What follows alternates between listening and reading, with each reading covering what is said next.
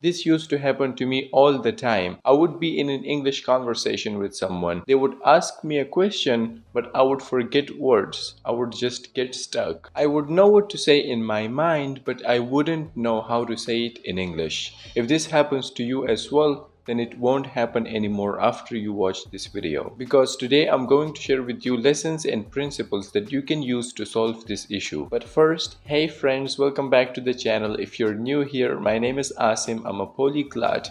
On this channel, we help students like you speak English fluently and confidently while enjoying the process.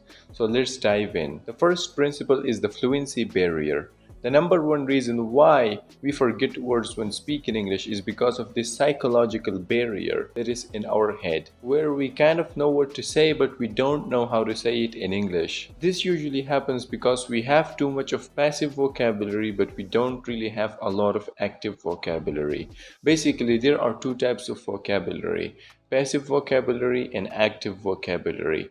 Passive vocabulary are words, phrases, or idioms that we know, that we understand, but we cannot yet use them in conversations because we are not used to them. And active vocabulary is the opposite. Those are words, phrases, or idioms that we know and understand, as well as we can use them in our conversations. Generally, the ratio between these two is always high. So we always know and understand more words than we can use, and that's fine. Our goal should always be to turn our passive vocabulary into active vocabulary, because that's how our conversations will get fluent. That's how we will be able to use more words, idioms, and slangs in our conversations. And the way we turn our passive vocabulary into active vocabulary is by deliberate practice. The more you practice and the more you try your best to use your passive vocabulary in your conversations, the better your speaking will get, and you'll be able to break through that fluency barrier. Your thoughts will connect clearly and you won't forget words during conversations anymore. If you don't know how and where to practice, I have the perfect solution for you. Recently, I started doing one-on-one coaching calls with my students, where we speak on Zoom. We have a conversation about interesting topics in English. I correct your mistakes and give you feedback on what things to improve and how. Speaking English with someone who has higher English level than you and getting feedback from them is the best way to practice your English. The second principle is the translation sin. Imagine you're having a conversation with someone and they ask you a question. Now, in that moment, you don't have the time to translate their question into your native language, process it, come up with the answer, and translate that answer back into English and say it to them.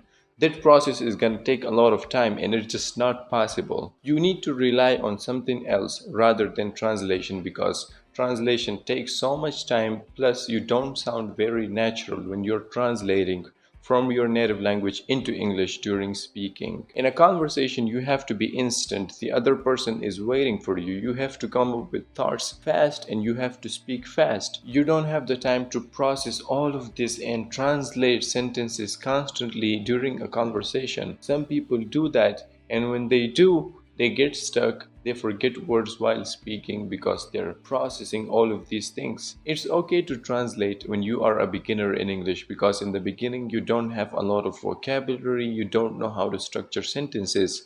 So it makes sense to translate from your native language into English while speaking, which is fine. But once you get to a good enough level, get rid of this habit as fast as a bullet train, because it's not going to help you. Let's move on to the next principle, which is the Fobo rule. Have you ever noticed how you feel comfortable talking to some people, but you feel extremely uncomfortable and sometimes even nervous talking to other people? You feel not so good, you feel super uncomfortable, you're afraid of making mistakes in front of them, which makes the whole experience unpleasant for you. We feel that way around people who we think are judgmental, who we think will judge us if we make any mistakes in front of them while speaking. FOPO stands for fear of other people's opinions. I'm sure most of you will speak English fluently if you are alone. Like if there is nobody, you are in your room alone and you speak English, you will speak fluently. You probably won't get stuck and you won't forget words. That's because your mind thinks there is no one to judge you, so you can open up, you're comfortable talking. But when you try to speak English in front of somebody else, you get these problems. If you take away one lesson from this video, let it be that 99% of the people who we speak to are not judgmental. They will not judge us. They don't care if we make any mistakes or not. This is just in our head. The fear is in our head. They will still want to speak with you and want to be around you even if you make mistakes while talking. Yes, there are going to be some people who will be hard on you, who will say something like, "Oh, your English is not good, you make too many mistakes, you should just stop learning and give up." But the percentage of those negative people is very, very, very small, like 1 in 100. So why bother thinking about what other people will think of our mistakes when 99% of them don't care if we make any mistakes or not, and only the 1% who cares actually want bad for us. They are negative. They don't want us to succeed. They're probably jealous or something. So just stop thinking about what other people will think of our mistakes and speak freely. Speak as much as you want.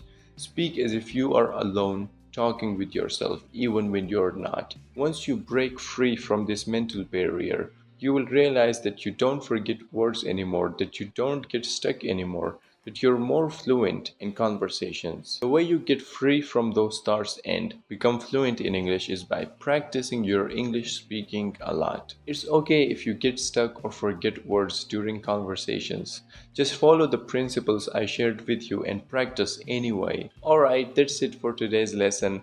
Check out my one-on-one coaching program. It's quite affordable. Link is in the description below. In the meantime, if you would like to watch another video of mine, then check out this video in which I shared a step-by-step system that will make you fluent in English fast. Okay, I hope this lesson was helpful. See you in the next one.